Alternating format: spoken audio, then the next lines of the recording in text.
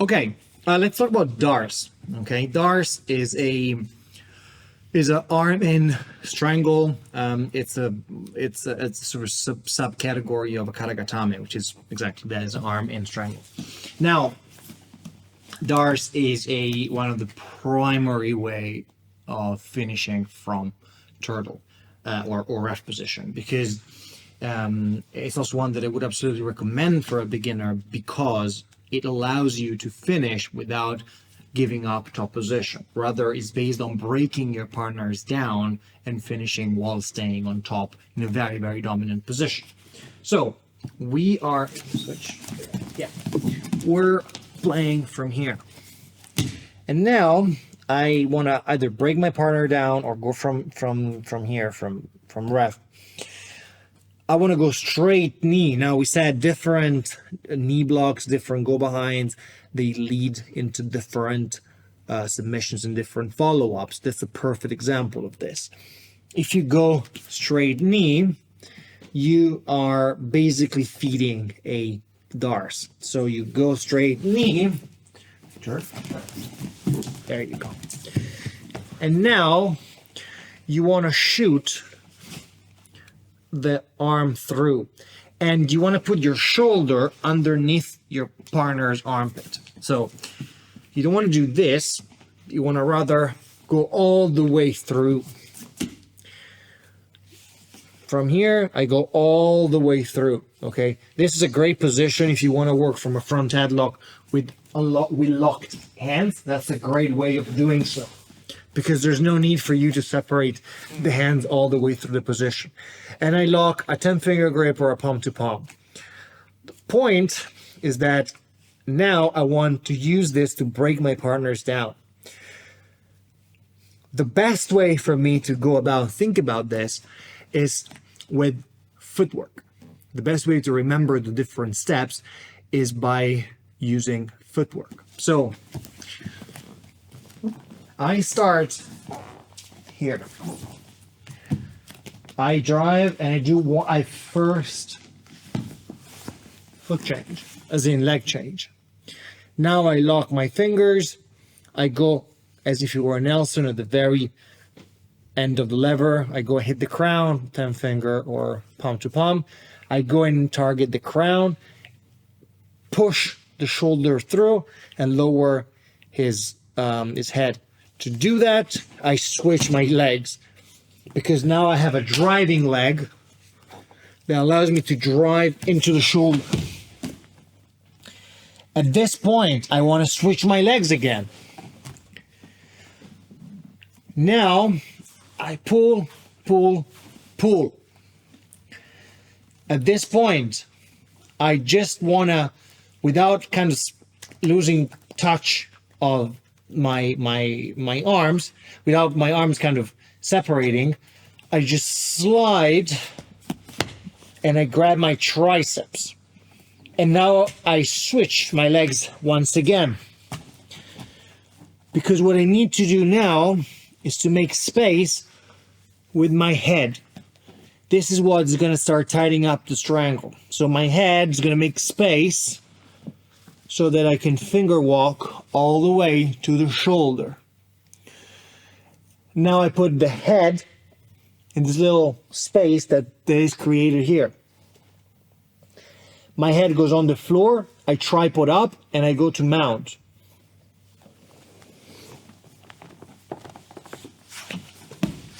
And that's already the tap. So, once again, I know it's a lot of details, but it's important to get it right. Once again, from here, I hit the first leg change. I go 1 second, punch my shoulder through, lock everything tight. Third, pull, pull, turn, pull, pull, pull, lock my triceps. Switch again. Finger walk while moving my head away. You reach for the shoulder as high as it gets. My head goes in this hole, head on the floor, tripod, and that's when you get the tap. Now, talking about finishing mechanics, what is that actually finishes the darce? Imagine that this is the lock. What finishes the darce is me trying to extract the arm out of the submission. The same way that in a rear naked choke, what finishes the strangle is me trying to extract this arm out of the submission. So what we call a rotational finish. That's going to finish the choke. What does not finish the choke is squeezing the elbows together.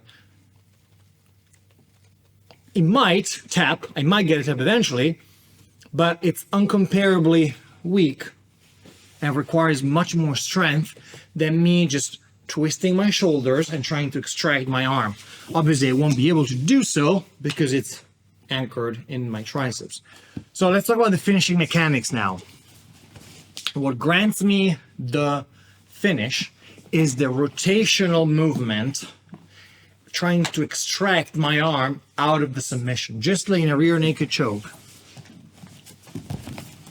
What grants me the tap is not squeezing my elbows together, but rather trying to extract this out of the submission while being anchored in my on my triceps. This is what grants me the tap. This will not, and it will burn a lot of energy. The same way from Anaconda, this might get the tap, it's going to burn a lot of energy and it's not going to be very effective.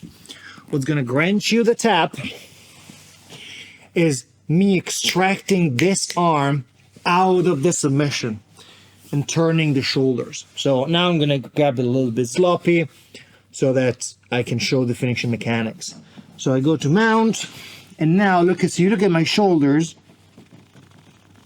This is what gets the tap. Okay? Is mount necessary? No, it's not. This isn't about mounting. It's about preventing your partner from scooting out and away. The problem with the darce is that if your partner starts bringing his legs out and away, exactly. I might start losing the position, okay? That's not good. What I need is some sort of leg entanglement, which means half guard will work. Not as well as mount, but it will. 3/4 will work. Okay, all of these positions will do the trick, because now when he goes to scoot out and away, there's only so far he can go. Okay, not only that, but if for whatever reason I miss it, my arms get tired, whatever the case might be, I'm still in half guard chest to chest, mount, 3/4 mount, I'm still in a very dominant position. To close up darce, there is something that for those of you that are a little more advanced that you might want to consider, which is the idea of a belly up versus belly down theory. Darce will work only insofar as my chest and my partner's chest are pointing in opposite directions. So it will not work when my partner's chest and mine are pointing in the same direction. So, for example, situation like this, you see how my chest is pointing down and his chest is pointing as in up, as in that direction. This is a good darce. Even better, when I go to mount, you will be able to see this even better. You see how now my chest is pointing towards the mat and my partner's chest is pointing towards the ceiling. That's a perfect darce finish. If, on the other hand, I am a turtle here, it doesn't matter how much I close the darce. You see that my chest is pointing towards the mat and my partner's chest is pointing towards the mat. Doesn't matter how much I squeeze, it's going to be very hard for me to finish. Conversely, whenever if we're here, you see both our chests are pointing towards the ceiling. When I go to finish here, it's going to be very, very hard. So this position works insofar as my chest is pointing down and my partner's is pointing up, or vice versa. Okay, this is not something that I would recommend for a beginner, but it's definitely an option. If your partner comes up, this will still work. Now, would I recommend giving up this position? No, I wouldn't. But just for you to know, you see that my partner's chest is pointing down and mine is pointing up. When I go to get the tap, I get it fairly easily. Okay? This is belly down versus belly up theory. It's something that maybe you want to consider if you're a little bit more advanced. Whenever you see your partner's chest and yours pointing in opposite directions, that's a good way to get the finish. Let's talk about the Darce high wrist guillotine dilemma. Obviously, this is something for those of you that are maybe a little bit more advanced. When you start combining and creating dilemmas between all different sorts of karagatames, anaconda, Darce, high wrist guillotine, low wrist guillotine, things start getting complicated fairly quickly. But let's just try to keep it simple and look at one simple dilemma. Always based on this elbow rule, this idea that the more my partner's elbow is tucked in, the more I go into naked strangles, the more my partner's elbow is away from the hip, the more I will go into arm in strangles. Okay, so let's explore this one step further. So I got to my Darce position, right? And now my partner aggressively takes the elbow back. Yeah, exactly. You see this all the time. And now when I go and try to break him down, my shoulder gets out of position. It's hard to keep the shoulder tucked in, and things just start getting just harder. Okay. Now he's basically one step away from even getting into my legs or taking my back. We end up in a dogfight. Things just stop working. Okay. This is where the high risk guillotine comes into place, because whenever I had my Darce setup, my partner aggressively brings the elbow back. Now for our elbow rule, arm in choke will be very difficult, not impossible, but just difficult. But naked choke will become much easier. So now there's nothing stopping me from punching a deep high risk guillotine. My arm is already in place and I can just sit through and just get my high wrist tap.